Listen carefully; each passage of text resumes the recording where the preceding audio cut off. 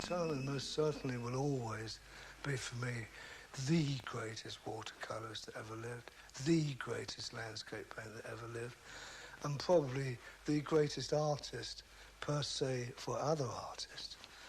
He was born in Maiden Lane in Covent Garden in 1775 on St George's Day. His father, William Turner, was a hairdresser, and Turner lived and worked as a little boy in his father's shop as a lather boy. He earned a precarious living as a child artist in drawing the many customers his father did wigs for. And of course, being primarily a watercolourist and studying in the house of Dr. Munro with Girtin and Luthenberg and cousins and so on, of an evening to earn half a crown, a lot of money then. Munro was a neurologist and a philanthropist, and he learned his craft via other masters. They copied them, and bounced off, he and Girtin bounced off into the world of commerce, actually, as commercial artists. Very difficult work, travelling extensively on horseback with a pack horse through Yorkshire and Wales and so on. And then from the early days of the watercolourist, in which he became a supreme master of the world and returned to it in his old age, he encompassed every form of art known, the graphic arts. He was a poet. He may not have been a very good one, but he was no E. Cummings, but he certainly could bang out the fallacies of hope or something. There's no doubt that his main mass of money came from engravings, of course, and then he sold paintings for enormous sums of money for the time.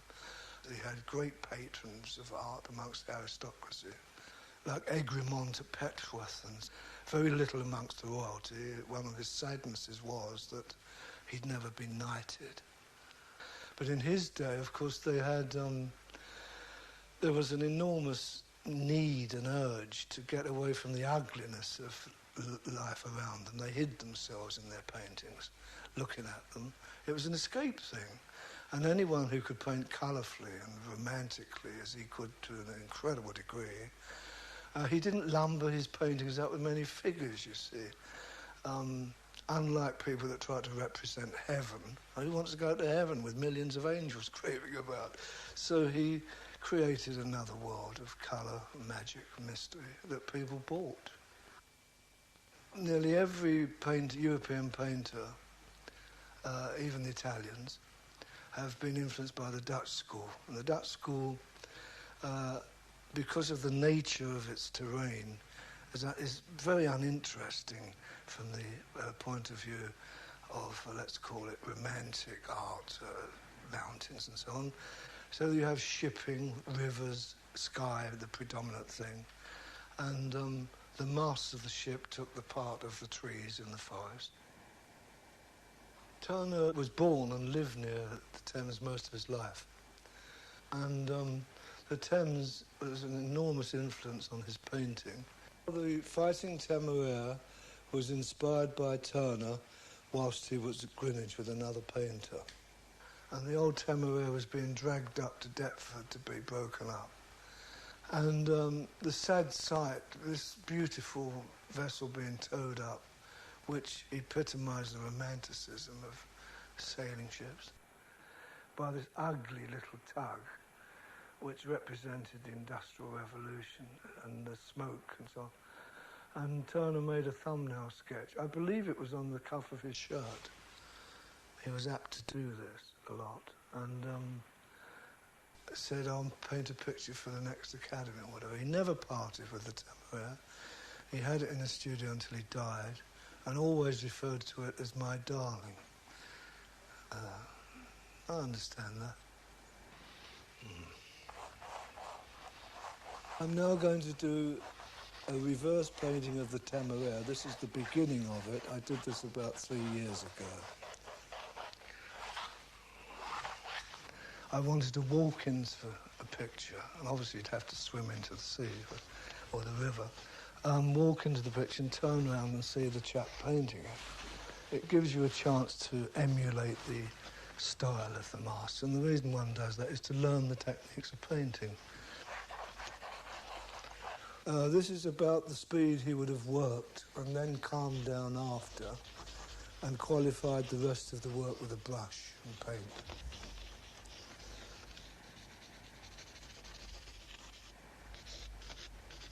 And so he would have gone very carefully over a fixed drawing. He would have probably used boiled milk and fixed the charcoal, and then very carefully with a ruler or maul stick, drawn the masts in carefully, as most masters did, to get an accuracy for the riggings, buildings, etc.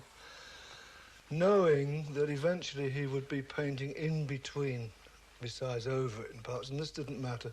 He was so aware of the importance of ships that you could almost build a ship from one of Turner's paintings.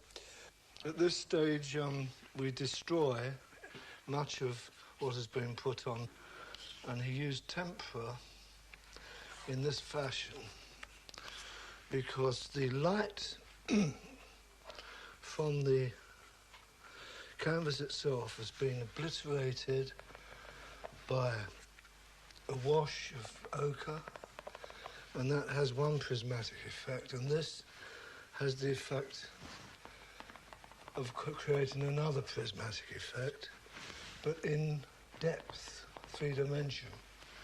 So he would come up with his incredible knowledge of cloud formation and build the lights up into the picture away from the sun, although using the same colour, same intensity.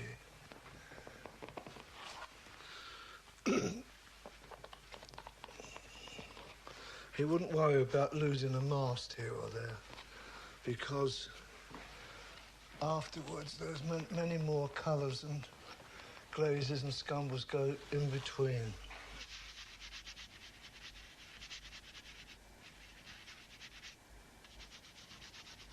He would then block in with different tones, sometimes using as many as 11 or 12 or 13 washes.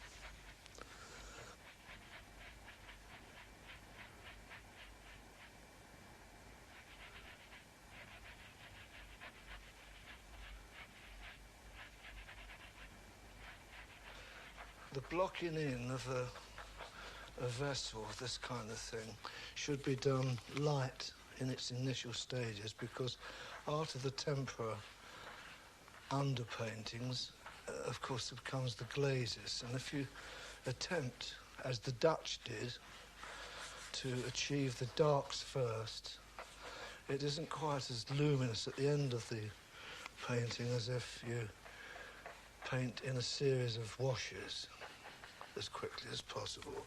At this stage, he would flatten certain areas, and the main point of this is that the sun, the disc, would be probably the thickest piece of impasto, and the rest less by degree of thickness. And the colours blend as you do this, because it's an instinctive thing. One can hardly teach it. It comes from years of buttering bread and butter, I think. In my case, bread and margarine. And when this is dry, you get a better chance of the form. For the next coat, this would dry in about 10 minutes.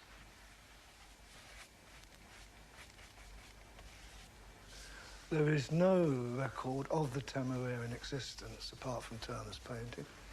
She was broken up at Deptford. But there are two engravings. One is a plan of the ship as she was being built, and the other is lying on her side in the breaker's yard as a hulk. And I got two of these from the Greenwich Museum and reconstructed it from the plan so that within reason, the spars and everything is relatively accurately, the gun and so forth. This is a relatively limited palette of colours. They vary, but this is for the second or third application on the painting. In tempera, which I've freshly ground this morning, which was done in the studio practices of the ancients. I'll just grind a little more of the blue to show how it's done.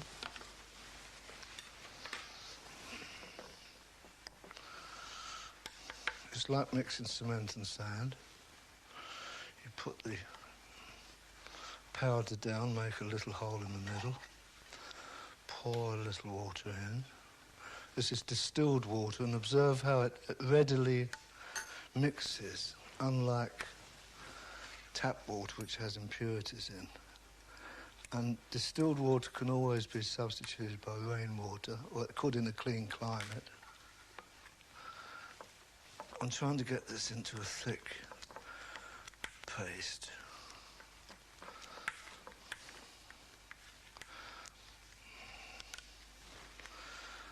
This is a muller, and the glass is ground glass, and the longer one grinds, of course, the finer the pigment becomes.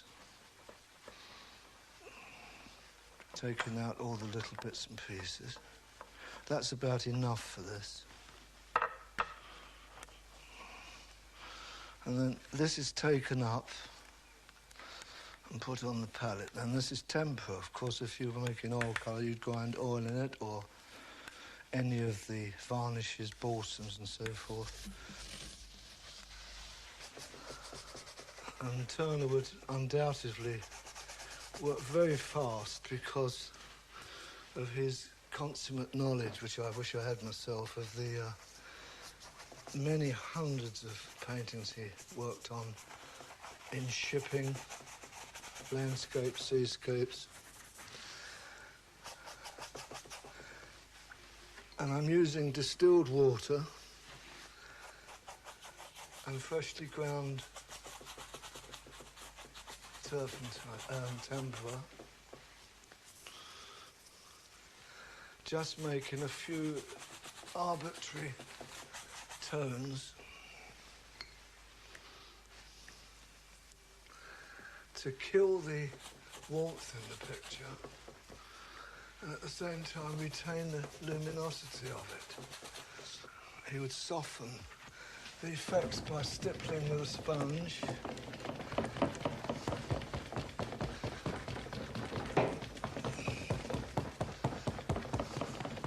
One can see the advantage of having a sturdy easel and a sturdy person to tap it out, but this is the way it was achieved. And although it looks accidental,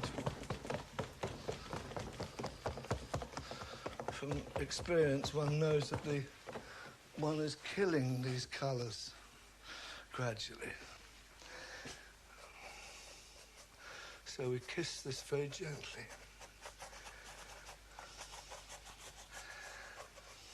Allowing in the mind always to remember that you can rectify mistakes very quickly with tempera. And in fact, I really believe it was used by many old masters much, much more than is given credit for. Because once it's varnished, it takes on the physical appearance of oils. It's only by analytical chemistry you can tell that it isn't, in fact, oil paint. The next stage is to give the tempera a coat of varnish. Since the last stage in the development of this painting, I am redrawing some of the masts and upper parts of the ship because we lose them as we paint the sky. To draw a fine line in painting is one of the most difficult things, and it is best achieved by painting the area with varnishing it, creating an oily surface upon which you draw your line with tempera in a brush called a sable rigger, so called because it was used for drawing fine lines in rigging. The varnish should be tacky, and this is the only way you can obtain this line. which you can just discern with this, is about as fine as any line could be drawn, and by the molecular structure of the tempera allied to the oiliness of the varnish, the thing, as I speak, is closing and will be finer in a few minutes than it was when I drew it. This painting has now achieved this condition purely with tempera, aqueous paint, and has been given a coat of varnish, which makes it appear to be oil paint, but it isn't. And now I'm going to glaze transparent washes. We start this time, instead of light to darks, the light underpaint into dark, to dark first. And here and there, it's necessary to pick up a smaller tool to do the smaller areas.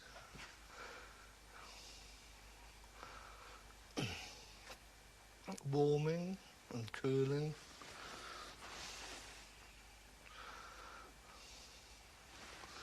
And of course, in the flag, which is the white ensign, there's a touch of red which could be put in here. And the reason for that is red is an advancing colour, and a spot of red, as even Constable learned from Turner, I should imagine, a spot of red will send the greys and blues back. It's a good excuse to put a little more red there, even on the funnel. Or the mast, like there's a flag on here somewhere. All this helps to bring a little touch here and there in the water. Where the light from the sun strikes the side of the ship, it's necessary to create in all buildings, all forms, the phenomena of the light part in the side of a building, or in this case in the side of a ship, is brighter, it appears to be brighter upon the edge, like here, closer to you, and gradates off, allowing the belly of the ship to go away from you. And to help the drawing, we warm the side of the ship there, which is in fact the forecastle, where the sun's hitting it. And these little marks intersposed in the right direction, right places, begin to create the feeling, movement, structure of the ship, gradating slowly. The beauty of oil paint is the ability with which one can gradate with it. You can't do this easily with tempera. In the drawing of water, and when we say drawing we mean painting and drawing with the same action, it's a very good idea to remember the volume, the depth, the strength, the fearful qualities of it, especially at sea. And Turner would be well aware of this, having tied himself to a mast to witness this in one of his famous paintings, Snowstorm at Sea. But we're not doing sea, we're doing the dirty, turgid water of the Thames of those days. And a little impasto, and let's call it a sun colour. And on the tip of each imaginary wave, as the sun meets the water, we go zigzag because of the movement of the ships causing the water to go left, right, left, right, left, right, diminishing towards the sun until at the far horizon it's a knife edge thick. All this can afterwards be rectified when you stand back and see the effect, if it appears to be in any way wrong, and you won't get it right every time, no one can. And this is one part of it. And this part has to relate to the mass of foam being caused by the tug coming through the water, which in turn creates this. One of Turner's favourite cloud formations was the cirrus. They're the lighter, happier clouds that are in the evening sky usually, in the early morning. He always got up very early at dawn to say hello to the sun and said goodbye in the evening, probably with a sherry. He drank a bottle of brown sherry a day to help him on his way. And in order to achieve the cirrus, for which he's most famous, he'd use a round sable dipped in a heavy media and roll it in a semi-transparent, heavy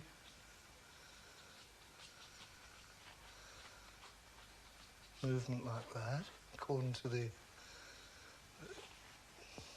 painting, keeping it going round. And by doing this, although it appears heavy at the moment, he would remember the sun would be warming the underbelly of these little clouds, so he put a little warm ochre in. It's very important because it gives us a chance to scumble. Scumbling is a method of painting used where opaque paint and semi-opaque paint is placed over glazes or impasto to create aerial perspective. Now, this movement is just done to illustrate the fact that the sun shining up under the bellies of the clouds, over and across here into the smoke, and the smoke will verge into the clouds, and that is more or less sufficient to demonstrate. And this would be stippled out so that the scumble goes into the glaze, softening. Both scumble and glazes soften. This is why initially the vernacular points of colour are placed down thickly with a palette knife, strongly, with tempera which will not, once it's dry, will not move to allow for this process. So one can, with confidence, scumble out, soften the sky. And of course, Turner could go on glazing and scumbling and glazing indefinitely in order to achieve a softness and sharpness of effect, but always remembering that the sun was the source of light and of great importance. This is just a sketch and would probably take another 2 months to do the rigging and so forth, because although it's glazed, scumbled and things like this, we need time for the rigging to be put in, as in this one.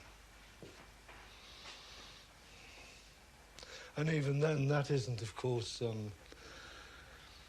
perfectly achieved, because this has to have a coat of varnish. And, of course, this picture was painted roughly, I think, 3 years ago. Turner, in the mixed media of painting, would have had to varnish. Nearly all the old oil painters and tempera painters had to varnish, because some paint sinks in and others will be tarred and so on. And it's only by a coat of intermediate varnish that you achieve a total unity to give you a chance to see. And this is called oiling out, and it's as much as I can do for the moment, and I'll work on the picture in the future. Thank you.